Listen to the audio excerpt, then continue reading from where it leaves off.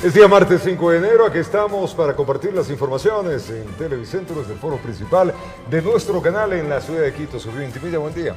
Roberto, amigos, que tengan un gran día. Es un gusto poder compartir este desarrollo informativo con ustedes. Hay variada información acerca del mundo y también de nuestro país. Día frío en la ciudad, llueve en algunos puntos de Quito, hay bancos de nieve, así que por favor maneje con la precaución del caso. 8 grados centígrados presente el distrito metropolitano a esta hora. Hoy día será un día lluvioso, ¿no? Nubladito y con lluvia, con una máxima temperatura de 13 grados centígrados, lo que quiere decir que el día será tan frío como el de ayer, 13 grados la máxima temperatura.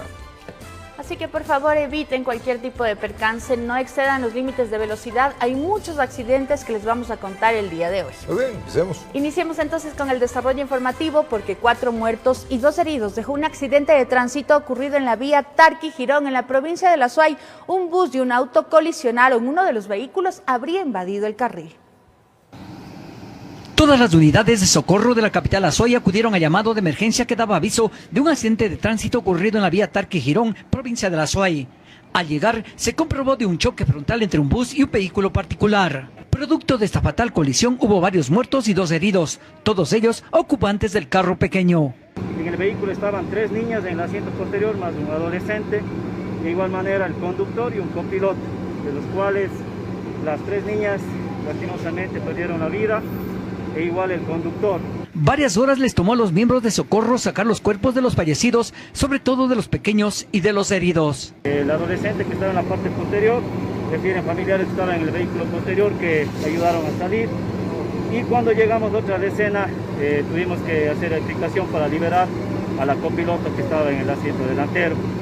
Tuvimos que esperar lo que es hoy para poder hacer recuperación de 2 cuerpos que estaban atrapados en el vehículo. El tráfico fue suspendido un buen tiempo. El conductor del bus huyó del lugar. Los cuerpos fueron llevados al centro forense y los heridos al hospital. Una posible fractura de lo que es el fémur en extremidad inferior e izquierda. Y el adolescente ya había ido ya en la ambulancia, no vimos qué heridas tenía. Informó desde la ciudad de Cuenca, Francisco Ramírez. Vamos a contarles ahora que en redes sociales se viralizó la sorprendente acción de un conductor que aparentemente en estado etílico escapó llevándose la puerta principal de un conjunto habitacional. Veamos.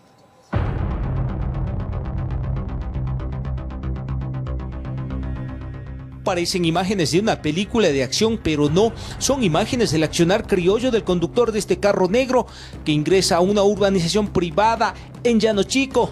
Adelante circula despacio un taxi, pero los ocupantes del otro vehículo como que estaban apurados. El chofer decide rebasarlo y en medio de la maniobra se va encima del vehículo amarillo y en vez de detenerse, mejor acelera la marcha. Creo que no seguía rápido, el otro quería seguir rápido. Entonces le rebasan, eso que le rebasa, se abre y se cierra y le topa al pobre taxista.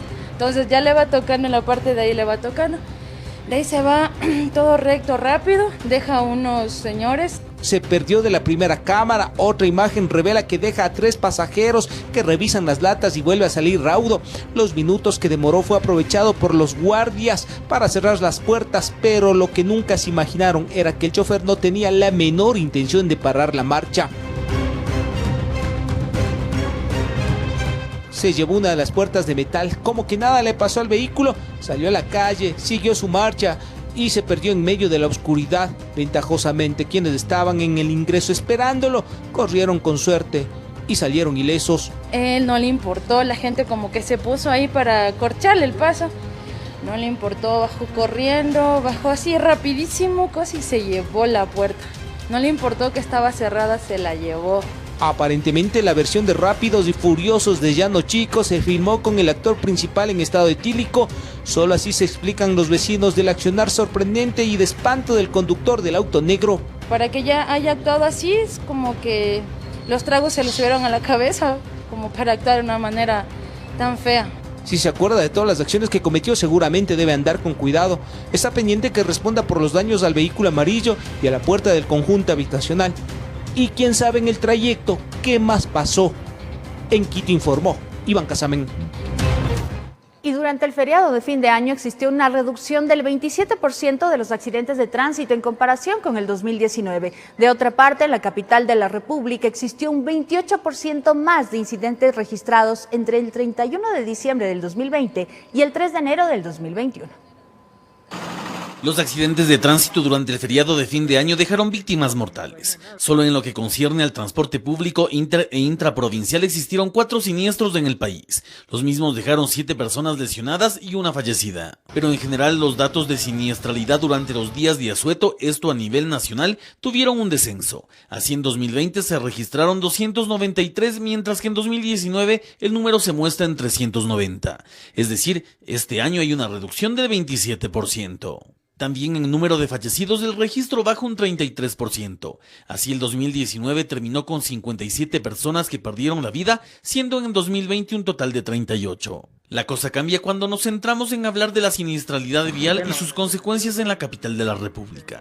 Solo del 31 de diciembre de 2020 al 3 de enero de 2021 se registraron 32 incidentes o eventos de emergencia, un 28% más en comparación con el año anterior. Durante el mismo periodo, la municipalidad registró 26 accidentes de tránsito, producto de los cuales 3 personas fallecieron y 14 resultaron heridas. El año nuevo en Quito inició con accidentes de tránsito de consideración. Por ejemplo, un vehículo se impactó a las 4:30 de la mañana, dejando como resultado una persona fallecida. 2 horas y media más tarde, en la avenida Simón Bolívar, a la altura de la Casa de la Selección, otro vehículo se estrelló contra un poste. 3 personas resultaron heridas. Para las 10:17 de la mañana del 1 de enero, una nueva colisión se registró, producto de la pérdida de pista de un automotor. El hecho dejó 5 personas heridas y una fallecida, informó Javier Rosero. Un hombre de 65 años, oriundo de Galápagos, se quitó la vida lanzándose desde un acantilado en el cantón Salinas. Este ciudadano dejó un sobre con su identificación y $20. El hecho sorprendió a los pobladores de este puerto. Le contamos. En la parroquia Anconcito, un ciudadano identificado como José González Alegría, de 56 años, se quitó la vida lanzándose desde el precipicio en el centro de esta localidad. El acantilado tiene una altura aproximadamente de 40 metros. El hecho ocurrió pasado el mediodía de este lunes. 13:20. Moradores indicaron de que supuestamente una persona se había lanzado. Procedimos a avanzar hasta el sector y verificamos que sí se había lanzado el ciudadano. Antes de la fatal decisión, el suicida dejó un sobre con una copia de su identidad y $20. En el sobre escribió unos números telefónicos, 2 de ellos no contestaron. En otro número contestó el yerno, indicando que son oriundos de Galápagos y que el fallecido vivía solo en esta parroquia. No somos de allá, no somos de Anconcito, somos de por acá, de Galápagos. ¿Usted está en Galápagos? ¿Y algún otro familiar que él tenga aquí? Más cercano. Él no, se están ahorita dirigiendo a un amigo que vive por ahí cerca.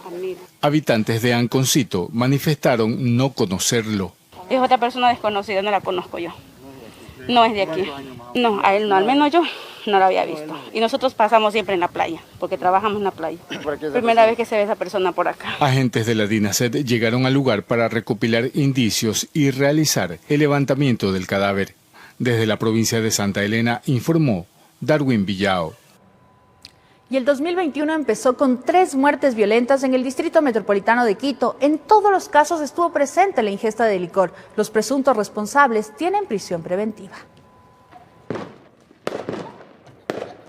Los abrazos, los deseos de prosperidad, que el nuevo año esté cargado de buenas cosas, como que no siempre salen del alma. ¿O será que el licor es el invitado más polémico, pero que nunca puede faltar en los festejos? En la capital de los ecuatorianos se reportaron 3 muertes violentas, así en el sector de San Antonio, norte de la ciudad. Un joven de aproximadamente 22 años de edad fue asesinado de varias heridas con arma blanca. Lastimosamente estos crímenes fueron cometidos en espacios privados, a consecuencia de la ingesta de bebidas alcohólicas. Los 2 sospechosos de haber participado en el crimen fueron capturados cuando intentaban refugiarse en Lago Agrio. Agentes de la DINASED les capturaron en el momento que se bajaban de la unidad interprovincial. Quienes presentan en sus prendas de vestir máculas color marrón, razón por la cual se les trasladó a la ciudad de Quito a fin de poner a órdenes de la autoridad competente. Otro caso se reportó en el sector de la comuna. De igual forma, los festejos terminaron en una riña familiar y de amigos en medio de la trifulca. Uno de los invitados le propinó a otro 2 heridas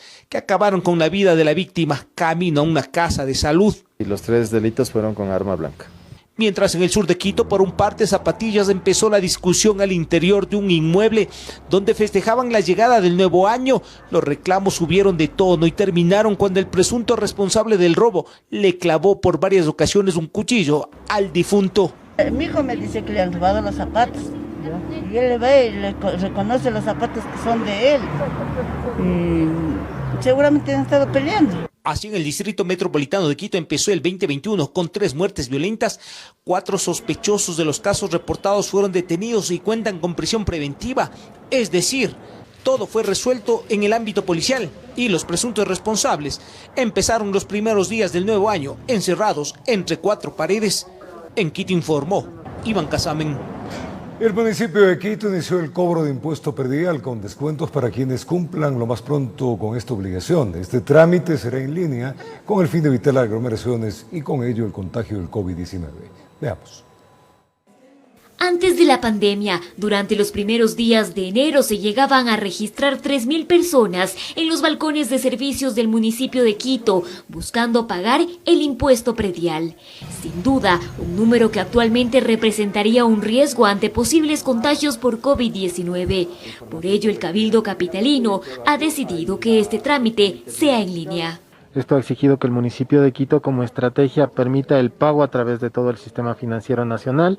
No es necesario que los usuarios se acerquen al municipio y por el contrario se han habilitado todas las bancas electrónicas, el portal de servicios municipales y el call center municipal para consulta de valores adeudados. Para ello puede ingresar a la página web pan.quito.gov.es, llamar al call center 1-800-510-510 o también comunicándose al número de WhatsApp 0986-925363 o enviando un mensaje de texto con la palabra predio, guión y el número de predio al 6367. Si cumple con esta obligación en los primeros días, puede beneficiarse de los descuentos. Por ejemplo, del 1 al 15 de enero tiene un descuento del 10%, del 16 al 31 del mismo mes un descuento del 9% y así cada 15 días este beneficio descenderá hasta llegar a 0.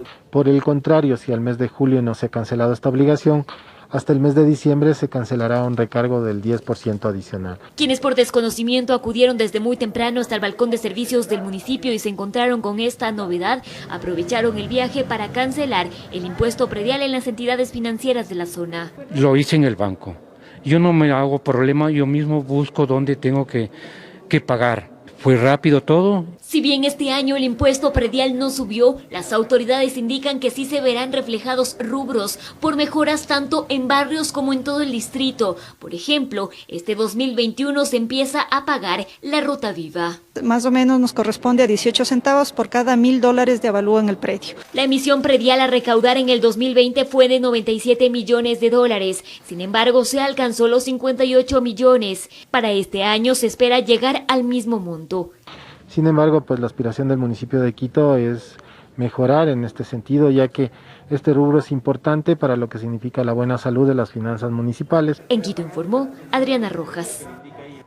Mientras en ciudades como Guayaquil y Daule iniciaron el cobro del impuesto predial. De su parte, la alcaldía de Durán prefiere extenderse hasta el 11 de enero para comenzar con este cobro anual.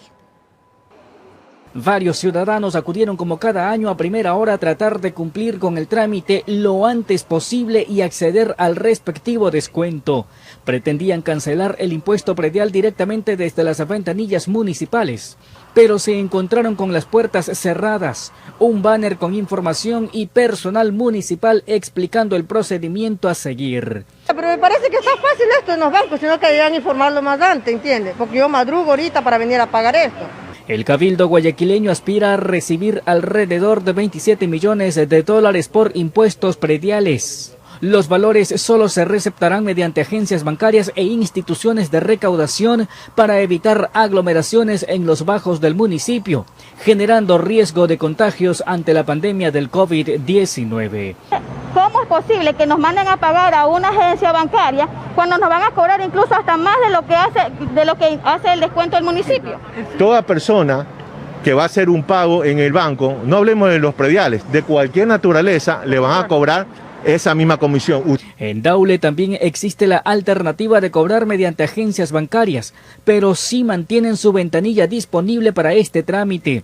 En la sede alterna de la parroquia Aurora se agregó un cobro adicional para los habitantes de ese sector, rubro que corresponde al uso del nuevo puente que conecta con la ciudad de Guayaquil. De acuerdo a la ley, el COTAC indica que cuando se realice una obra pública debe obtener el retorno a la inversión. Deben de cancelar el 1.34 por mil del avalúo de su propiedad.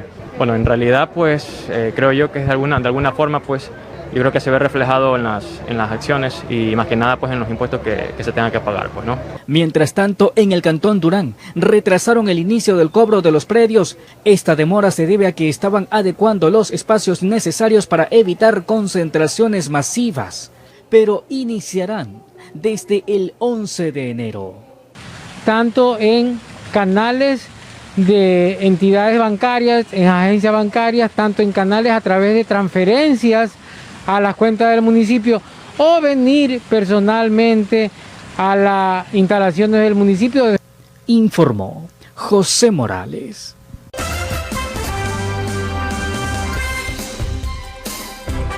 Son las 6 de la mañana, 1 minuto. Hay que dar la bienvenida a los que en este instante pues ya están en acción en este día martes, segundo día laborable del año. Así es, bienvenidos a este desarrollo informativo. Hay mucha información relacionada con el COVID-19, las medidas restrictivas y también lo que acontece en el país y el mundo. 7 grados centígrados a esta hora presenta el distrito metropolitano de Quito. La temperatura, como hemos dicho, está baja. La máxima será 13 grados el día de hoy. En Guayaquil amanece con 23. El cielo está cubierto. Se llegará a una máxima de 30 grados. 7 grados en Cuenca. Hay chubascos o aguaceros en el área a esta hora. 10 grados centígrados con lluvia será la máxima temperatura en Cuenca. En Manta, 23 grados centígrados, nublado, 30 la máxima temperatura. En Ambato, 10 grados, nublado, 18 la máxima temperatura. En Loja, amanece con 17 grados, el cielo está cubierto. Hoy se llegará a 23 grados centígrados. En Tulcán, 13 grados, nublado, 17 la máxima temperatura. En Riobamba, 9 grados, nublado, 19 grados la máxima temperatura, 24 grados. En cambio, en Salinas, está nublado, 27 será la máxima temperatura ya. En Ibarra se amanece con 13 grados, nublado, 19 la máxima temperatura. En Puerto Viejo, 23 grados, el cielo está cubierto a lo largo del día con una máxima de 29 grados centígrados, 20 grados en cambio. En Santo Domingo de los Áchilas el cielo está cubierto y se llegará a 25 grados. Esmeraldas, 23 grados, parcialmente nublado, 30 grados será la máxima temperatura. La Tacunga amanece con 8 grados, está nublado, máxima temperatura de 17 grados. Finalmente en Puerto Vaquerizo Moreno, en Galápagos, 5:12 de la mañana, 23 grados de esta hora. Amanece parcialmente nublado, se llegará a 26 grados. Temperaturas y pronósticos para este día en diferentes ciudades de nuestro país.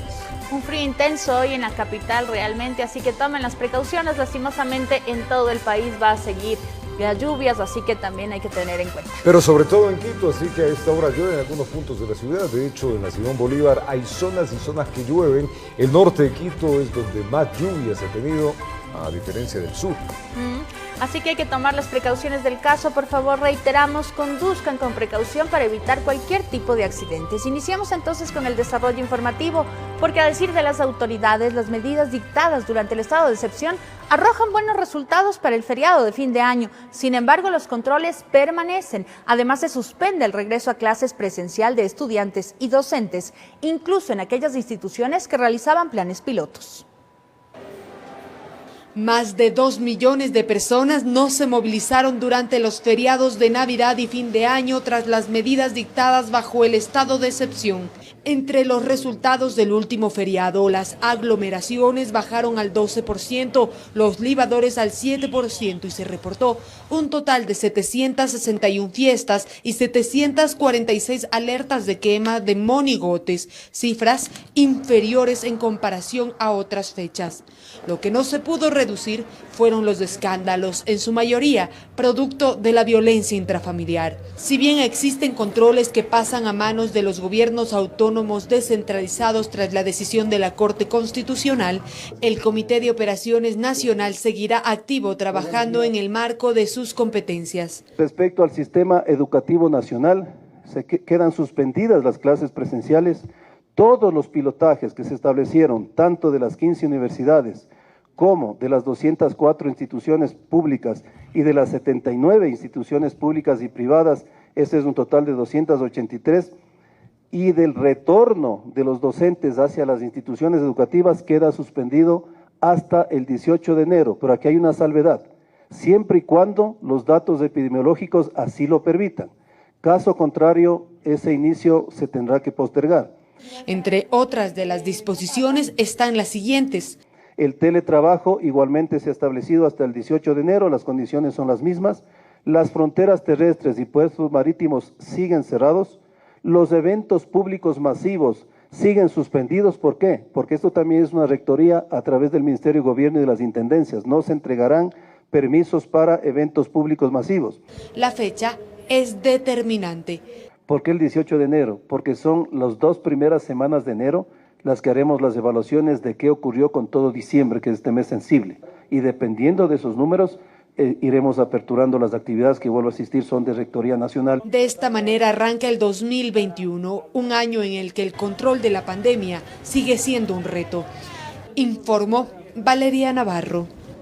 Tras la inconstitucionalidad del estado de excepción, los 221 municipios del país deberán aplicar sus propias medidas restrictivas frente a los casos del COVID-19. De su lado, en Quito, está vigente el plan de movilidad. Hoy circula, mientras que los salvoconductos quedan sin efecto. Preste atención.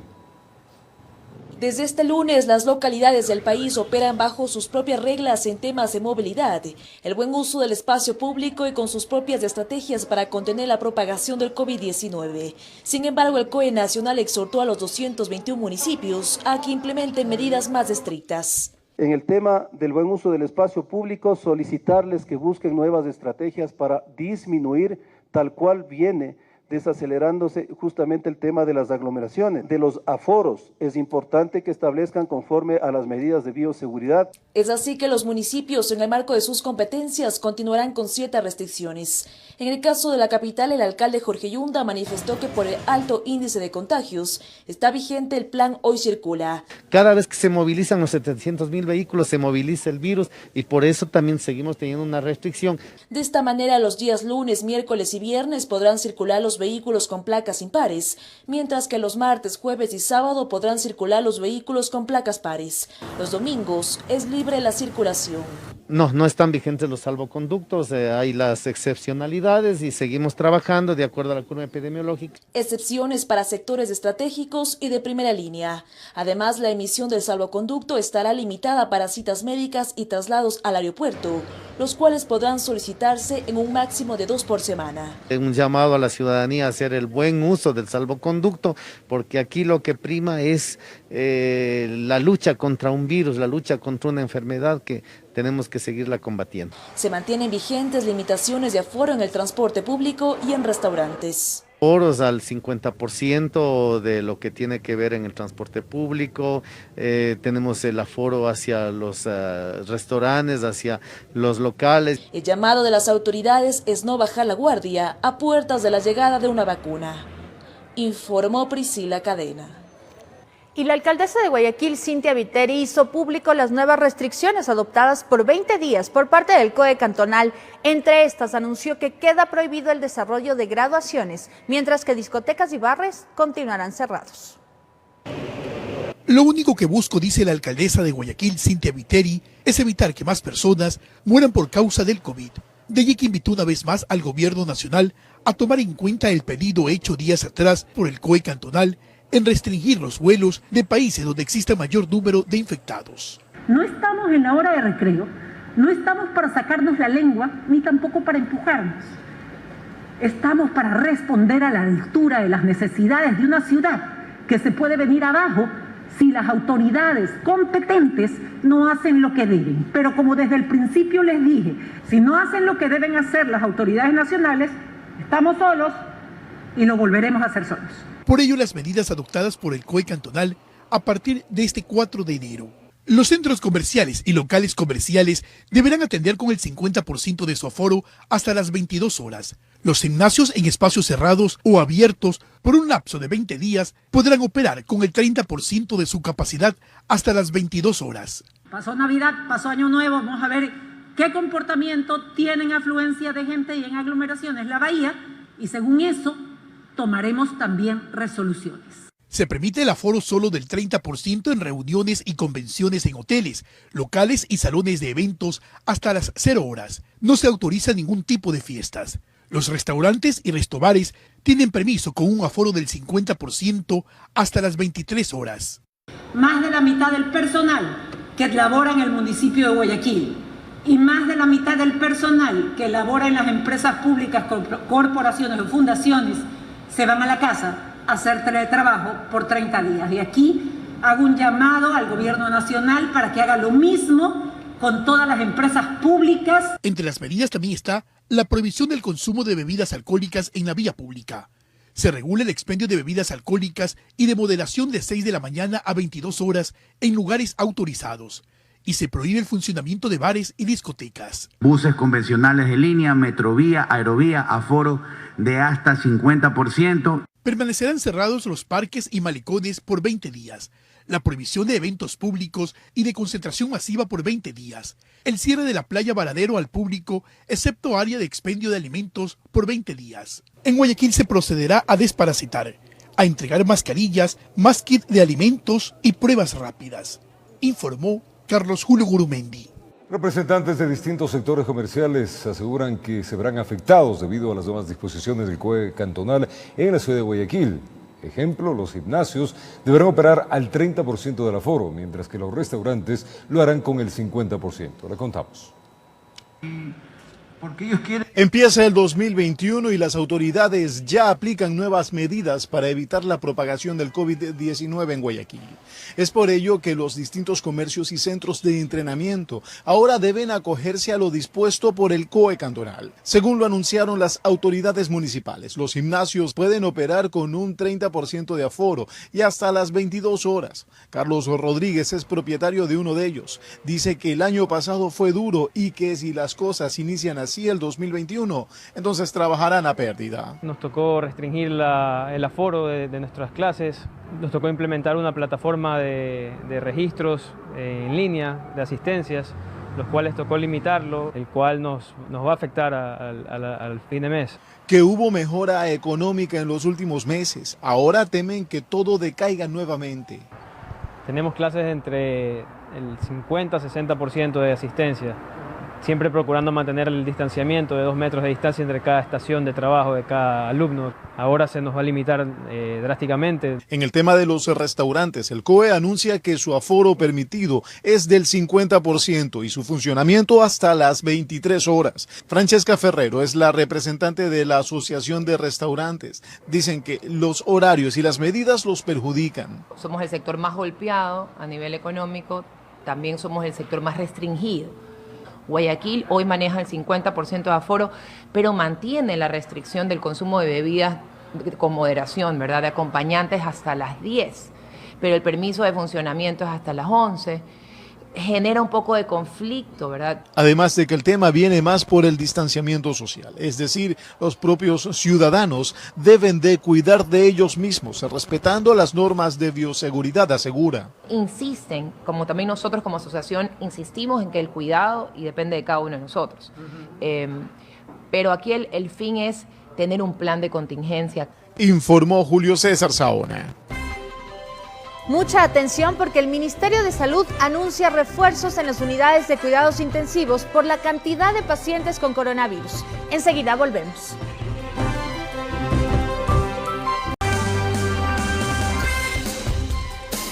Continuamos con TVC a primera hora. Algunos hospitales del país que atienden a pacientes con COVID-19 ya se encuentran al borde de su capacidad. El Ministerio de Salud anuncia refuerzos en las unidades de cuidados intensivos.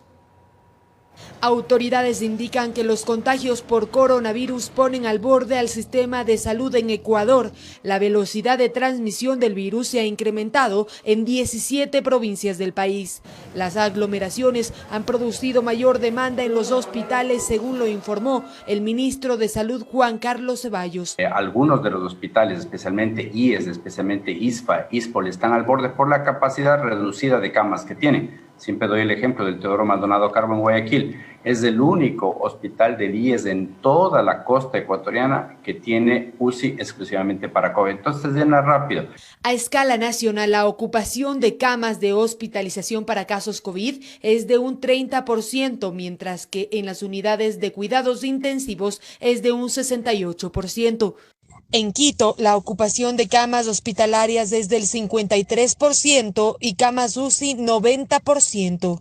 En Guayaquil, la ocupación de camas hospitalarias es del 67% y camas UCI 56%. Entonces, en este momento, solamente a nivel de Quito hay una expansión de 15 camas, pero a nivel nacional vamos a ir aumentando como sea necesario. Tenemos la capacidad, tenemos ahora ya la experiencia y tenemos los recursos. El sistema de salud se reactivará ante la demanda. Hemos vuelto a implementar, a abrir aquellas áreas de los hospitales que fueron adaptados en su momento durante julio y agosto, y vamos a seguir con este plan. La implementación de las camas UCI en términos de personal, en términos de cantidad de ventiladores, en términos de EPPs, en términos de medicamentos, esos son los ejes que nosotros estamos trabajando como para aumentar la capacidad. Aún se desconoce la fecha exacta en la que llegarán las primeras vacunas al país y tampoco existe evidencia de si la nueva cepa de COVID-19 de Reino Unido esté o no en Ecuador. No tenemos evidencia de eso porque tenemos, a pesar de que nosotros hemos hecho alrededor de una revisión de la secuenciación de 107 virus que están en la Universidad de San Francisco, en ninguno de esos se ha detectado la variante. Informó Valeria Navarro. Se duplica la demanda de camas en la unidad de cuidados intensivos en hospitales del Instituto Ecuatoriano de Seguridad Social. Por ello se creó un comité de emergencia de salud para adoptar medidas que otorguen mayor eficiencia y en materia de prevención. Veamos. Tras analizar los resultados obtenidos durante la última semana, el director general del IES asegura que la situación requiere de mayor número de camas en el área de cuidados intensivos a nivel nacional. ¿Qué es lo que ha sucedido entre la semana pasada y esta, a inicios de esta semana? Se ha duplicado los pacientes en espera de hospitalización para camas UCI. Por este motivo han iniciado ya las acciones respectivas en busca de incrementar las camas disponibles para cuidados intensivos. El IES tiene 315 camas para atenciones de pacientes en UCI. Vamos a crecer hasta el fin de semana o la siguiente en 350 camas. Todo esto lleva a los directivos nacionales a conformar un comité de emergencia en salud para fortalecer la parte preventiva y también las acciones dentro de las salas de UCI. En la actualidad, del 100% de pacientes que nosotros atendemos, el 80% son pacientes que no tienen síntomas, son asintomáticos y regresan a realizar su tratamiento en sus domicilios. Del 20%, el 15% se mantiene en hospitalización y el 5% restante en unidad de cuidados intensivos. Esto se lo anunció en el marco del inicio de un plan de intervención al Hospital Teodoro Maldonado durante 4 meses, casa de salud que se ha visto envuelta en constantes conflictos administrativos. Por ese motivo se nombró al ingeniero Danilo Calderón como gerente general. Tras una exitosa gestión en el Hospital del Seguro de Quito Sur, su primera misión será calmar las aguas tras la publicación de un listado en el que supuestamente se mencionaba el despido de varios médicos de esa entidad. El ingeniero Guate y el abogado Tamayo el día miércoles dejaron insubsistente esa decisión. ¿Por qué? Porque no había estado, en este caso, revisada absolutamente y tenía algún tipo de duda. Y siempre que haya una duda entre el trabajador y el empleador, la ley favorece al trabajador. Informó José Morales. Y la situación del Hospital IES Quito Sur es compleja. La demanda de pacientes con cuadros respiratorios se duplicó durante las 2 últimas semanas del año 2020. Esto obligó a que se habiliten nuevamente las carpas que estaban cerradas desde septiembre. Las carpas volvieron a ser instaladas. Sí, aquellas que se ubicaron en los exteriores del Hospital del IES Quito Sur son nuevamente operativas. Y es que la cantidad de pacientes con coronavirus en esa casa de salud se han incrementado desde las 2 últimas semanas de diciembre. Nosotros recibíamos a partir de 80 a 100 pacientes sintomáticos respiratorios y esos se han ido incrementando casi al doble aproximadamente. Tras el incremento de enfermos, decidieron generar más espacios de atención. En estas carpas hay 80 camas totalmente operativas. Incluso la cafetería, que fue recientemente habilitada para pacientes con cuadros respiratorios, está llena. Y en la emergencia, en cambio, tenemos de igual manera los choques, que son cuartos críticos para manejo de pacientes, totalmente llenos, totalmente saturada. Lo mismo pasa en las unidades de cuidados intensivos, también todo está lleno, incluso con pacientes a la espera de ser atendidos. Al momento tenemos 43 pacientes para terapia intensiva, paciente crítico, y la lista de espera hoy amaneció con 27 a la espera. Hugo Espejo, subdirector de Medicina Crítica, atribuye el incremento de casos a la indisciplina ciudadana, indisciplina que con el pasar de los días desnuda la cantidad de pacientes COVID. El relajamiento de la gente, entender que no sé si mucha confianza frente a un virus que puede ser mortal. Y aunque los contagios siguen en aumento, el llamado a la ciudadanía a cuidarse, a protegerse, para evitar ser parte de las cifras de la pandemia. Informó Marilyn Jaramillo. En Carchi se reportan diariamente 11 casos positivos de COVID-19, la mayoría de ellos en estado crítico, por lo que genera preocupación en las autoridades por un posible colapso del sistema de salud. Estos serían, dice, importados desde el vecino país de Colombia. Veamos. Existe preocupación en las autoridades de la provincia del Carchi por el aumento de casos COVID. Las unidades médicas están en un 80% de la utilización de sus equipos y camas, lo que dificultaría un reporte amplio de casos confirmados por el feriado de fin de año. Se ha determinado que los contagios provendrían desde el vecino país y la falta del cumplimiento de las normativas de bioseguridad dentro de la población carchense. Estamos presentando más casos nuevos que muchos de las demás provincias. Estamos en 4º lugar. En el hospital está con su capacidad llena en lo que es UCI y están llegando pacientes dentro de lo que es la complicación. El hecho de que se está pasando a Colombia, el vecino país, y hay casos es el índice alto de contagios allá, pues de hecho los están trayendo para acá y eso sí es un problema grave.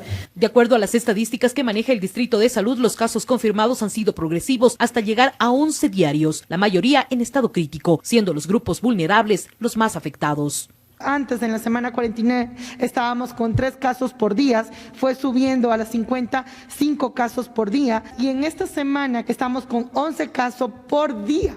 Dentro del análisis realizado por las cancillerías de los 2 países para una posible apertura del ducto internacional, está basado en las recomendaciones de las autoridades provinciales con los respectivos reportes, lo que determinaría que este paso continúe cerrado. Que justamente el puente de internacional de Rumichaca seguiría cerrado hasta una nueva orden. Tendríamos que consolidar la información con Colombia. Existe una notable diferencia entre los casos que se registran en las 2 vecinas ciudades fronterizas. El cruce de personas por los pasos clandestinos no da tregua, pese a los operativos que se ejecutan en las denominadas truchas. Tulcán está aproximadamente con 2.102 casos e Ipiales con 2.952 casos. Con imágenes de José Cedeño desde Tulcán, informa Miriam Enríquez. Y en el barrio Cristo del Consuelo en Guayaquil se registró una fiesta clandestina este 1 de enero en la que participaron cientos de personas sin ninguna medida de bioseguridad. Las autoridades señalaron que en este último feriado de fin de año se reportaron más de 700 eventos clandestinos. Las imágenes que usted está observando no son de archivo, no son antiguas, son actuales. Y es que así cientos de personas recibieron el año en la muy conocida calle 8 de Guayaquil. Los videos dejan ver cómo todos ellos, en plena pandemia, no aplican el distanciamiento social y que hablar de las mascarillas. Aunque usted no lo crea, aquí el baile inició a las 11 de la mañana del 1 de enero y terminó a las 4 de la mañana del día siguiente. El coronel Ney Rodríguez, quien estuvo presente en el operativo, explica que aunque pidieron que las personas se retiren del lugar, Todos hicieron caso omiso. Hacer todo lo posible para que estas personas desalojen la parte de la avenida. En un cierto tiempo lo conseguíamos, les retirábamos y nuevamente se agrupaban. Se iban del lugar y nuevamente se agrupaban a la vuelta de la cuadra. Entonces, era algo medio complejo, no hacían caso a la autoridad.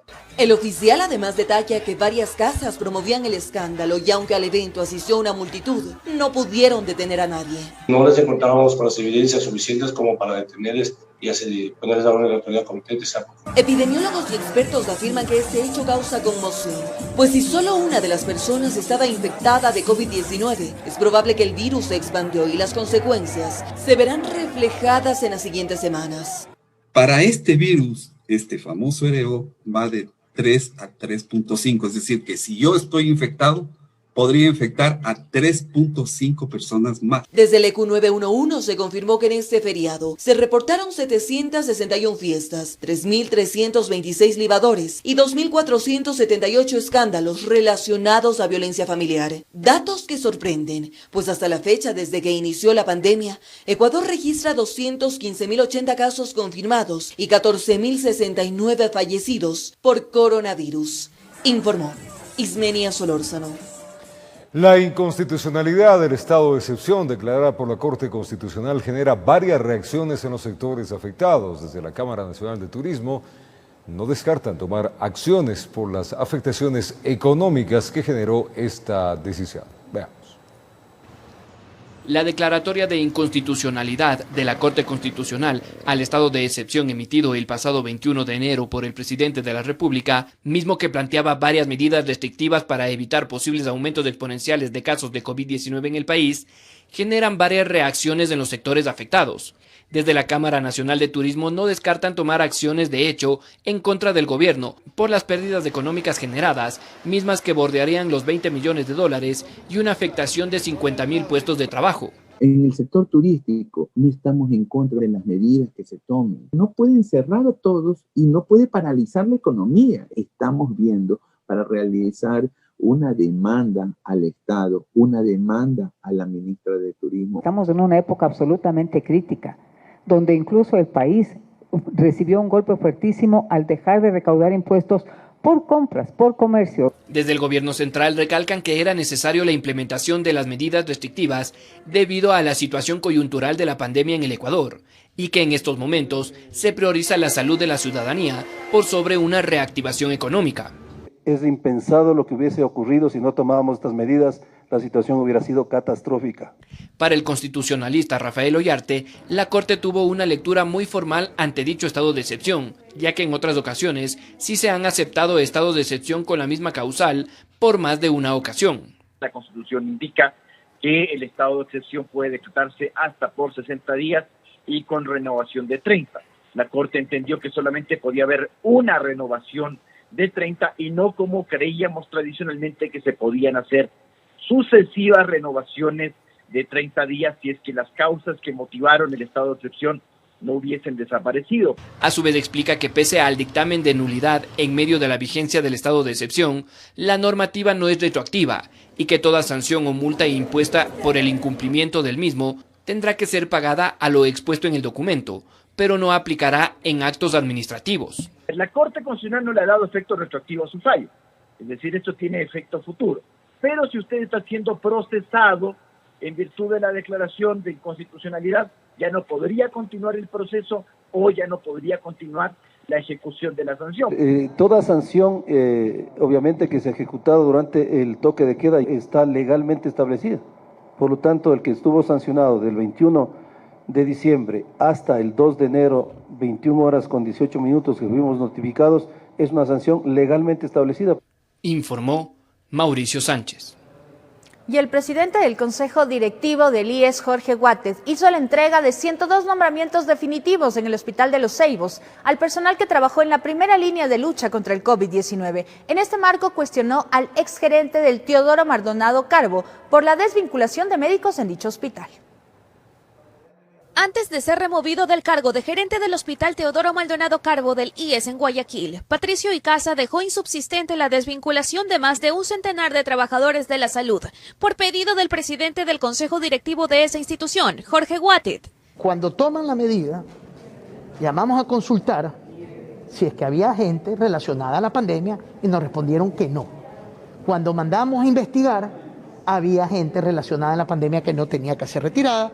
Y que existe una sobrepoblación de personal administrativo en los hospitales del IES. Por eso ha pedido que se optimice. ¿Dónde radica el problema? A decir de Guatet, y lo que busca corregir. En personal, solo los hospitales nos cuesta 707 millones de dólares. Y ya este año, 2021, el Fondo de Salud ya presenta un problema grave. Pero por ahora nadie toca al personal médico que trabajó en primera línea de lucha contra el COVID-19, resaltó. Y precisamente estuvo en el hospital IES Ceibos para otorgar 102 nombramientos definitivos a estos héroes, como el doctor Marcos Cali y la enfermera Margarita Gutiérrez. Yo creo que sí es justo para los miles que todavía faltan por recibir. Claro, fue muy duro trabajar desde que empezó la pandemia, perdemos familiares, amigos, compañeros. Bueno, aquí al pie de la lucha.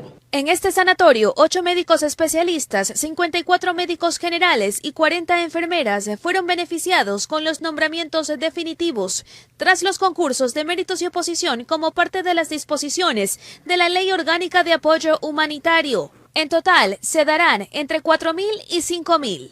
Pero yo me he puesto al frente a revisar este proceso para que no se cometa ningún tipo de equivocación e injusticia sobre la gente que sí trabajó en la pandemia, porque hubieron muchos que sí trabajaron, pero un montón que no trabajaron. Informó Adriana Peralta. ¿Qué puede contarles? Que cientos de personas hicieron largas filas para poder acceder a citas médicas en los exteriores de los hospitales de Eugenio Espejo y Vaca Ortiz. Esto en la ciudad de Quito. Hay quienes esperan años por atención médica. Muchos de ellos se aglomeraron y no respetaron las medidas de bioseguridad. Veamos. Mientras hacían la cola, hubo quienes descuidaron la mascarilla, quienes al notar nuestra presencia disimuladamente se la colocaron, o quienes también comían en plena vía pública. Al parecer se les olvidó las medidas de bioseguridad porque si no usaban mascarilla, distanciamiento menos. Ellos son parte de la larga fila que hubo la mañana de este lunes en los exteriores del Hospital Eugenio Espejo, el centro norte de Quito. Eran cuadras enteras para por lo menos llegar a la puerta. Y aquí, aglomeraciones, gente cansada de esperar que decidió mejor sentarse en las veredas. Y es que el motivo fue por las citas médicas. Esta mujer busca reagendar su cita, puesto que la llamaron para que lo haga este 4 de enero. De cardiología y de medicina interna. Luis Robalino es otro de los usuarios. Dice que lleva esperando más de 4 años por una prótesis para su esposa. También lo llamaron para reagendar la cita. Y miren, hablan de que nos cuidemos. ¿Cómo vamos a poder cuidarnos si estamos amontonadísimos aquí?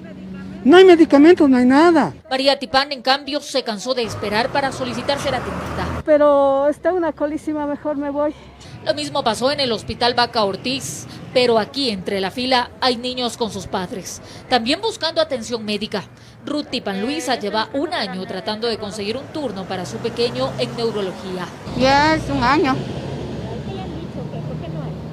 Que no hay por la pandemia, porque no hay médicos por la pandemia. Nicole Almagro tiene a su bebé enfermo en brazos. Ella también sufre la misma historia. Espera ya 4 meses por un turno. Porque yo pude hablar con el médico tratante y me dijo que venga ahora para que me ayuden con un turno porque tienen que prepararle por una biopsia. Y es que están desesperados, pues aquí no solamente hay riesgo de contagio, hay más enfermedades que necesitan atención urgente. Ciudadanos que por falta de recursos deben esperar su turno en el sistema de salud pública. Informó Marilyn Jaramillo. Y mucha atención porque el Consejo Nacional Electoral confirmó que son 16 binomios presidenciales. Pronto se imprimirán las papeletas. Enseguida regresamos.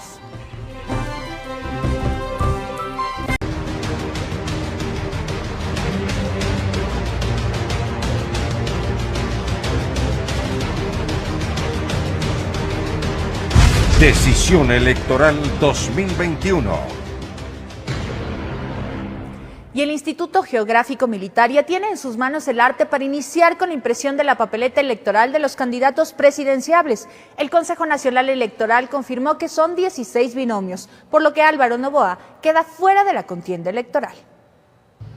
Al parecer, El Consejo Nacional Electoral CNE se quita un peso de encima. Este lunes puso en conocimiento del Instituto Geográfico Militar el arte para la impresión de las papeletas para las dignidades de presidente y vicepresidente.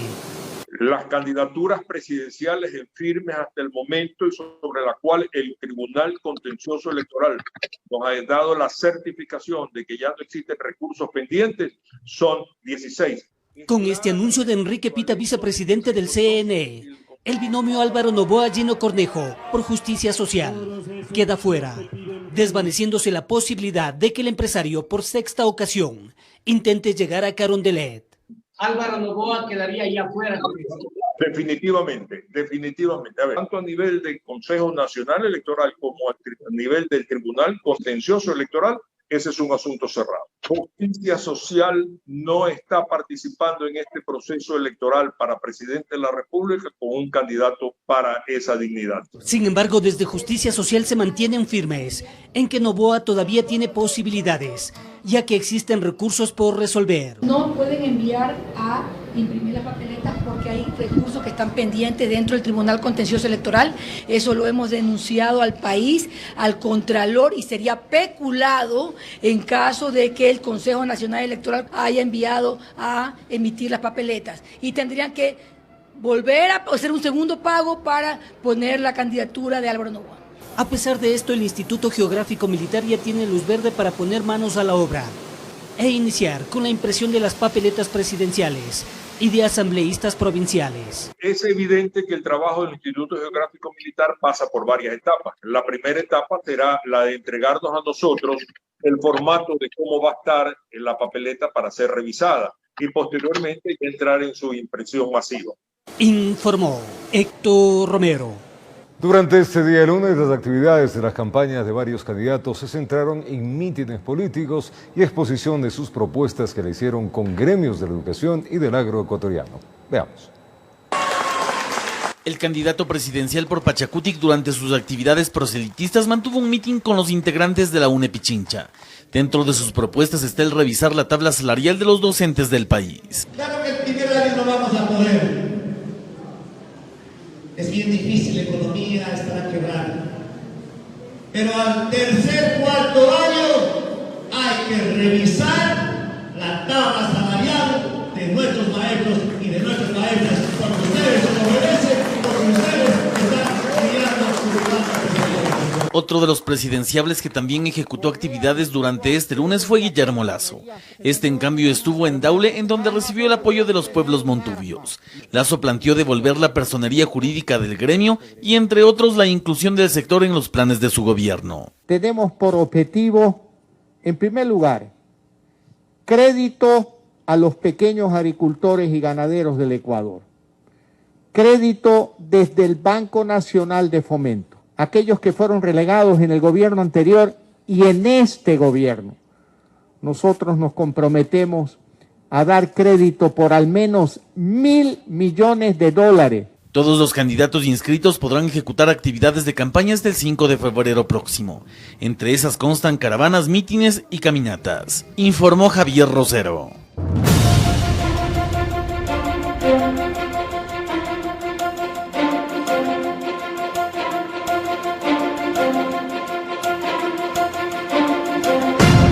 La Policía Nacional y la Agencia Metropolitana de Tránsito desplegarán un amplio operativo para lo que será Debate 2021 este sábado 9 y domingo 10 de enero. Se prevén cierres viales en el tramo de la avenida 6 de diciembre entre Tarqui y Patria. Además, se pide a los candidatos respeten el reglamento, pues está prohibida la presencia de barras. Se acerca el tan esperado Debate 2021, un encuentro donde estarán los 16 candidatos presidenciales exponiendo sus propuestas en el Teatro Nacional de la Casa de la Cultura. Los 16 aspirantes al sillón de Carondelet compartirán el mismo escenario y para ello la Policía Nacional desplegará su contingente para el desarrollo del evento. Pero estamos hablando de un aproximado de 80 a 100 servidores policiales. En cuanto a las vías, preste atención porque se prevé el cierre del tramo de la avenida 6 de diciembre entre Tarqui y Patria. Se ha coordinado con la agencia de tránsito para que se cierre esta vía ya desde las 19 horas, permanezca cerrada en el sentido sur-norte.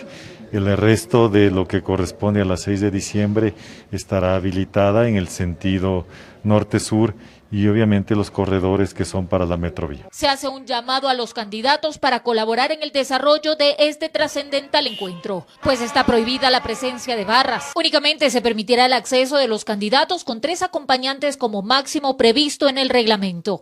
Periodistas acreditados, un máximo de 30, es decir, 1 por medio, y los organizadores, eso sí, cumpliendo con todas las normas de bioseguridad. La unidad de mantenimiento del orden, la policía preventiva y el eje de inteligencia estarán atentos por si se suscita cualquier novedad antes, durante y después del debate. La salida está obviamente garantizada. Nosotros tenemos cubierto todo lo que es el perímetro externo, el perímetro medio y el perímetro interno. El operativo policial y de tránsito arrancará desde las 16 horas. Como medida de seguridad, los organizadores han presentado un plan de bioseguridad a la Secretaría de Salud del municipio, el cual ha sido aprobado y en donde se incluye la presencia de una ambulancia dentro de las instalaciones de la Casa de la Cultura. No se olvide, Debate 2021 llegará hacia sus hogares a través de la señal de Televicentro y diario El Comercio. Este sábado 9 y domingo 10 de enero, desde las 8 de la noche. Informó Marilyn Jaramillo.